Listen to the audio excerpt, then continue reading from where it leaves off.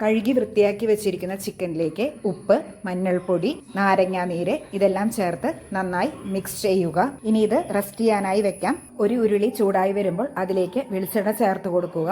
അതിനുശേഷം അതിലേക്ക് പട്ട, ഗ്രാമ്പു, പെരിഞ്ജീരകം ചേർത്ത് കൊടുക്കുക.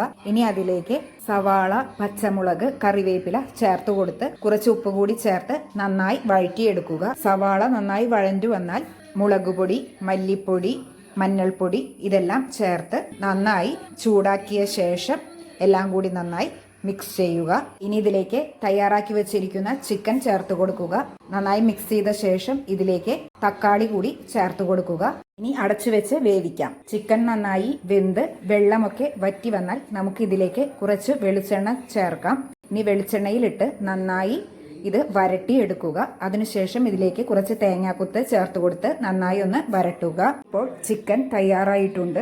വീഡിയോ ഇഷ്ടമായ സബ്സ്ക്രൈബ് ചെയ്യാനും ഷെയർ ചെയ്യാനും ലൈക്ക് ചെയ്യാനും മറക്കരുത്. താങ്ക്